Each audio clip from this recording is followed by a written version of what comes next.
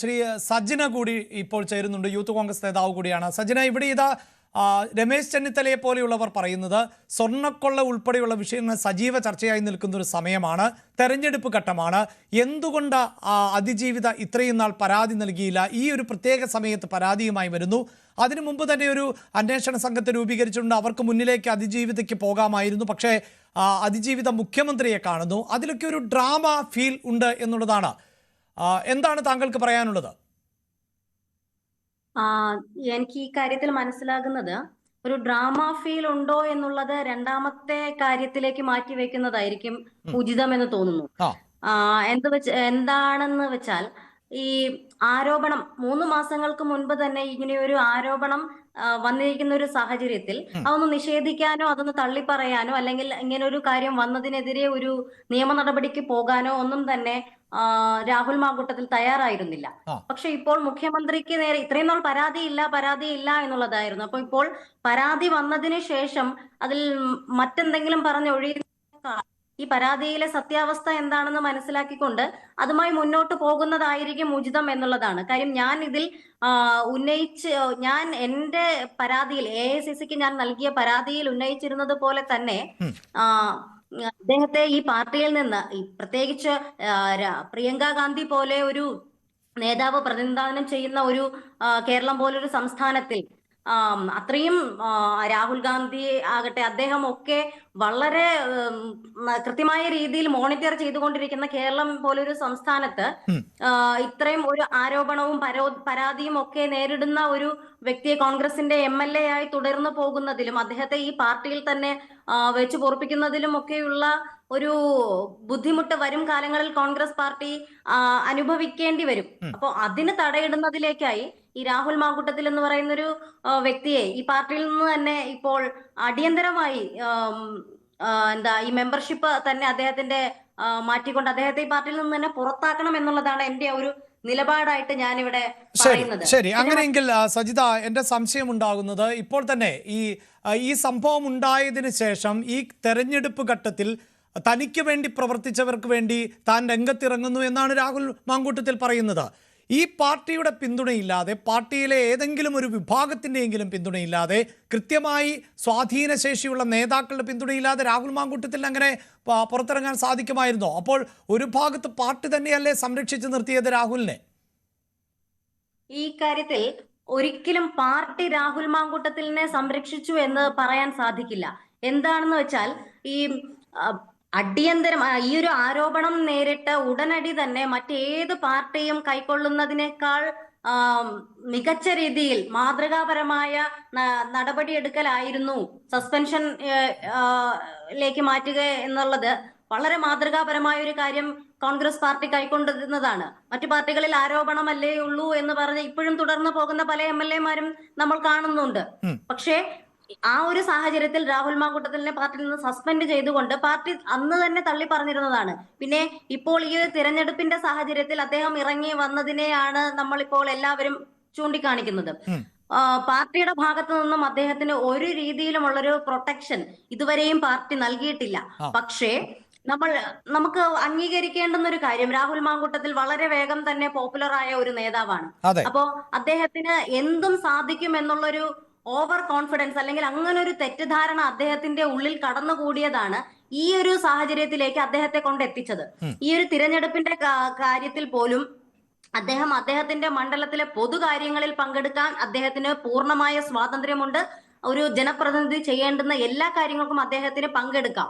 പക്ഷേ അങ്ങനെയാണോ? അതായത് കോൺഗ്രസിന്റെ ലേബലിൽ മത്സരിച്ച് വിജയിച്ച ഒരാളാണ്. അങ്ങനെയുള്ള ഒരു ജനപ്രതിനിധി ആ സമൂഹത്തോട് പുലർത്തേണ്ട നീതിയുണ്ട്. അവിടെ ഈ സ്ത്രീകൾക്ക് പ്രത്യേകമായ പരിഗണന നൽകേണ്ടതൊന്നും ഒരു MLA-യുടെ ഉത്തരവാദിത്തമല്ല. അവിടെ സ്വാഭാവികമായും അദ്ദേഹത്തിൻ്റെ വൈകൃതം എന്ന് തന്നെ പറയാമല്ലോ. ഈ സ്ത്രീകളുമായി ഇങ്ങനെ അടുപ്പം പുലർത്തുക, അല്ലെങ്കിൽ സ്ത്രീകൾക്ക് നിരന്തരമായി മെസ്സേജ് ചെയ്യുക സ്വാഭാവികമല്ലേ സജന? അവിടെ അത്തരക്കാർക്ക് കൂടുതൽ പരിഗണന ലഭിക്കുമെന്നുള്ളതും അതൊരു പക്ഷപാതപരമായ നിലപാടിലേക്കൊക്കെ കടക്കുമെന്നുമുള്ളത്. അപ്പോൾ അവരെ എന്തിനാണ് ആ ജനങ്ങൾ, താങ്കളുടെ പാർട്ടിയുടെ ടിക്കറ്റിൽ മത്സരിച്ച് ജയിച്ച ഒരാളെ ജനങ്ങൾ സഹിക്കേണ്ടത്? ഇത് നോക്കൂ, ഞാനിപ്പോ നേരത്തെ സൂചിപ്പിച്ചതുപോലെ തന്നെ അദ്ദേഹത്തെ പാർട്ടിയിൽ നിന്ന് ഇപ്പോൾ മാറ്റിയിരിക്കുകയാണ്. അദ്ദേഹം MLA സ്ഥാനം രാജിവെച്ചിട്ടില്ല എന്നുള്ളത് വസ്തുതയാണ്. അദ്ദേഹത്തെ ആ അല്ല, MLA മണ്ഡലത്തിലുള്ള സ്ഥാനം ജനങ്ങളാണ് രാജിവെക്കാൻ അദ്ദേഹത്തെ എന്തുകൊണ്ട് വോട്ട് കോൺഗ്രസ് ആവശ്യപ്പെട്ടില്ല? ഒരു ആരോപണത്തിന്റെ അടിസ്ഥാനത്തിൽ അദ്ദേഹത്തിന്റെ രാജി ആവശ്യപ്പെടുന്നതല്ല ചെയ്തിരുന്നത്. അദ്ദേഹത്തെ പാർട്ടിയിൽ നിന്ന് സസ്പെൻഡ് ചെയ്തു. പിന്നെ അതിനുശേഷമുള്ള കാര്യങ്ങളാണ്. ഇപ്പോൾ ആ യുവതി അന്നേ പരാതിയുമായി മുന്നോട്ട് വന്നിരുന്നു എങ്കിൽ ഇപ്പോൾ ഈ പറയുന്ന ചോദ്യം നമുക്ക് പ്രസക്തമായിരിക്കില്ല. കാര്യം അദ്ദേഹത്തിനോട് അന്ന് തന്നെ രാജി അല്ല, അത് ആവശ്യപ്പെട്ട് ശരി, അത് താങ്കൾ പറഞ്ഞത് ശരി. ഇതാ MV ഗോവിന്ദൻ ഇവിടെ ആവശ്യപ്പെട്ടിരിക്കുന്നു ഇനി MLA സ്ഥാനത്ത് തുടരരുത് എന്ന്. എന്താണ് കോൺഗ്രസിന്റെ നിലപാട് എന്ന് വരും ദിവസം KPCC അധ്യക്ഷൻ പറയുമെന്ന് താങ്കൾ പ്രതീക്ഷിക്കുന്നുണ്ടോ? ഇങ്ങനെ ഒരു പരാതി വന്ന പശ്ചാത്തലത്തിൽ രാഹുൽ മാങ്കൂട്ടൻ രാജിവെക്കുകയാണ് ചെയ്യേണ്ടത് എന്ന് കോൺഗ്രസിന്റെ സമുന്നതരായ നേതാക്കൾ പറയുമെന്ന് താങ്കൾ പ്രതീക്ഷിക്കുന്നുണ്ടോ? ഈ ഈ ഈ ഒരു വിഷയത്തിൽ രാഹുൽ രാജിവെക്കുക, MLA സ്ഥാനം രാജിവെക്കുക മാത്രമല്ല ചെയ്യേണ്ടുന്നത്. ഞാൻ എന്റെ ഫേസ്ബുക്ക് പോസ്റ്റിൽ കുറിച്ചതുപോലെ തന്നെ അദ്ദേഹത്തെ ഈ പാർട്ടിയിൽ നിന്ന് പടിയടച്ച് പിണ്ടം വെക്കുക തന്നെ ചെയ്യണം. അദ്ദേഹത്തെ ഈ പാർട്ടിയുടെ പ്രാഥമിക അംഗത്വത്തിൽ നിന്ന് വരെ തന്നെ പുറത്താക്കി ഒരു കോൺഗ്രസ്സുകാരൻ മാതൃക കാണിക്കേണ്ടുന്ന ഒരു ജനപ്രതിനിധി എങ്ങനെയാകണം എന്ന് മാതൃക കാണിക്കേണ്ടിടത്ത് എങ്ങനെ ആകരുത് എന്നതിനുള്ള ഉത്തമ ഉദാഹരണമായി രാഹുൽ മാങ്കൂട്ടത്തിൽ മാറിയിരിക്കുമ്പോൾ അതുപോലുള്ള ഒരാളെ ഈ പാർട്ടിയിൽ ഇനിയും വെച്ചു പൊറപ്പിക്കുന്നത് ഈ പാർട്ടിക്ക് നാളുകളിൽ വരും കാലങ്ങളിൽ ദോഷകരമായി മാറുമെന്നുള്ളത് നേതാക്കൾക്ക് ഉത്തമമായ ബോധ്യമുണ്ടാകും. ആ ഒരൊറ്റ ബോധ്യത്തിൽ അവിടെയാണ് സജന എനിക്ക് സംശയമുണ്ടാകുന്നത്. താങ്കൾ ഇത്രമേൽ ശക്തിയുക്തമായി ഇത് പറയുന്നത് രാഹുലിനെതിരായ ആരോപണം വസ്തുതാപരമാണ് എന്നും അത് ഒന്നിലധികം ആളുകൾക്കുള്ള ആക്ഷേപമാണ് എന്നും താങ്കൾക്ക് ബോധ്യമുള്ളത് കൊണ്ടല്ലേ? ചോദ്യം ഒന്നുകൂടെ.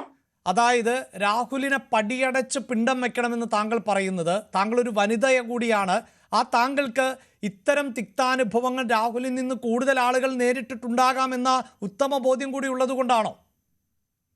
നമ്മൾ ഈ ആരോപണം വന്ന സമയങ്ങളിൽ തന്നെ കണ്ടിരുന്നതാണ്. ഒരാളുടെ മെസ്സേജ് അല്ലെങ്കിൽ ഒരാളുടെ ചാറ്റ് മാത്രമല്ല നമ്മൾ കണ്ടത്. വാട്സപ്പ് ചാറ്റുകളും ഫേസ്ബുക്ക് മെസ്സഞ്ചറിലൂടെ വന്നതും ടെലിഗ്രാമിലൂടെ ഒക്കെ വന്ന ഒരുപാട് പെൺകുട്ടികളുടെ അന്ന് തന്നെ ഒരുപാട് പെൺകുട്ടികൾ ഇതുമായി ബന്ധപ്പെട്ട് മുന്നോട്ട് വന്ന് മാധ്യമങ്ങളെ കാണുകയുണ്ടായി. പക്ഷെ ആരും പരാതിയുമായി മുന്നോട്ട് പോയിട്ടില്ല എന്നുള്ളത് ഒരു വസ്തുതയാണ്. മുന്നോട്ട് വന്നിട്ടുണ്ട്. അപ്പോ ഇതൊക്കെ കണ്ടുകൊണ്ടിരിക്കുമ്പോൾ ഇത്രയും ക്രൂഷ്യലായൊരു കാര്യം ആരോപണം നേരിടുന്ന ഒരു വ്യക്തിയാണ് രാഹുൽ എന്ന് മനസ്സിലാക്കാൻ ആർക്കും കഴിയും. അവിടെയാണ് എനിക്ക് ഈ നേതൃത്വവുമായി ബന്ധപ്പെട്ട് സംശയങ്ങൾ ഉയരുന്നത്. ശ്രീ സജന, എന്തുകൊണ്ട് താങ്കൾക്കുണ്ടായ ബോധ്യം കോൺഗ്രസിന്റെ നേതാക്കൾക്കുണ്ടായില്ല? ഒരിക്കലും ഈ ഒരു വിഷയവുമായി ബന്ധപ്പെട്ട് കോൺഗ്രസിലെ നേതാക്കൾക്ക് ഒരു തരത്തിലുമുള്ള സംശയങ്ങളും ഇല്ല. രാഹുൽ മാങ്കൂട്ടത്തിന്റെ ഭാഗത്തു നിന്നും ഒരു തെറ്റ് സംഭവിച്ചിട്ടുണ്ട് എന്ന് പാർട്ടിക്ക് ബോധ്യമായതിന്റെ അടിസ്ഥാനത്തിലാണ് അദ്ദേഹത്തെ സസ്പെൻഷനിലാക്കിയിരിക്കുന്നത്. അത് നമ്മൾ കൃത്യമായി മനസ്സിലാക്കേണ്ടുന്ന കാര്യമാണ്.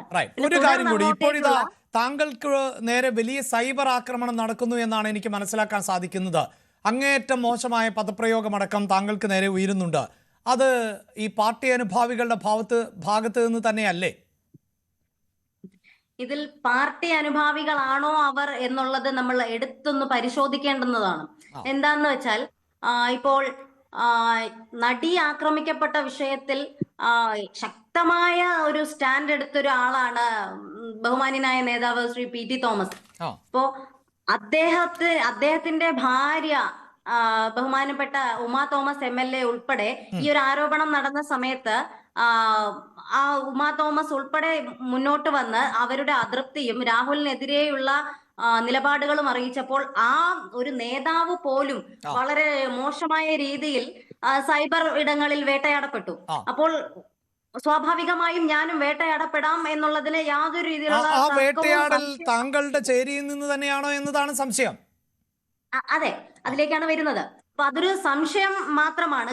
കാര്യം ഒരു 1000 കമന്റ് വരുന്നതിൽ 990ഓളം കമന്റുകളും ഒരു ലോക്ക്ഡ് ആയിട്ടുള്ള പ്രൊഫൈലുകൾക്കുള്ളിൽ നിന്നുകൊണ്ട് കോൺഗ്രസ്സുകാരാണെന്ന് സ്വയമേ പറഞ്ഞുകൊണ്ട് വരുന്ന കമന്റുകളാണ്.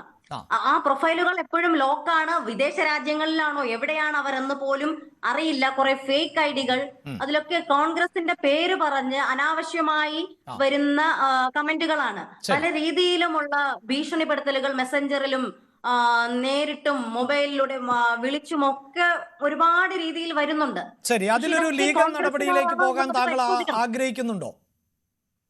ക്ലിയർ ആയിട്ടില്ല. ഇതിലൊരു ലീഗൽ നടപടിയിലേക്ക് പോകാൻ താങ്കൾ ആഗ്രഹിക്കുന്നുണ്ടോ? ഒപ്പം പാർട്ടി നേതൃത്വത്തെ ഈ ഒരു സൈബർ ആക്രമണത്തെക്കുറിച്ച് ബോധ്യപ്പെടുത്താൻ ആഗ്രഹമുണ്ടോ? ഇതൊരു ലീഗൽ മൂവ്മെന്റിലേക്ക് പോകുന്നതിനോട് താല്പര്യമില്ല. എന്താണെന്ന് വെച്ചാൽ ആരാണ് ഇതിന്റെയൊക്കെ പിന്നിൽ പ്രവർത്തിക്കുന്നതെന്ന് വെച്ചാൽ അവരുടെ ഒരു ഐഡന്റിറ്റി പോലും പുറത്ത് കാണിക്കാൻ ധൈര്യമില്ലാത്ത, അത്രയ്ക്ക് പോലും നട്ടൽ ഉറപ്പില്ലാത്തവരാണ് ഈ പ്രതികരണവുമായി മുന്നോട്ട് വരുന്ന സ്ത്രീകളെ. അതെ, ഭീരുക്കളാണ്. പ്രതികരണവുമായി ഇത്രയും ഉറച്ച ശബ്ദത്തോടെ മുന്നോട്ട് വരുന്ന സ്ത്രീകളെ അനാവശ്യം പറഞ്ഞുകൊണ്ട് വരുന്നത്. പാർട്ടി നേതൃത്വത്തിന്റെ ശ്രദ്ധയിൽപ്പെടുത്തുമോ?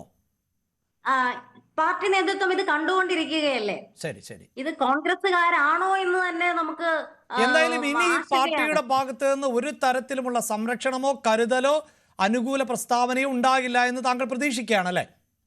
അതെ, ഉറപ്പായും. ശരി, വളരെ നന്ദി പ്രതികരിച്ചതിന്. ശ്രീ ബലിതേ സജ്ജ. റൈറ്റ്, അശോക് കുമാർ പറയൂ.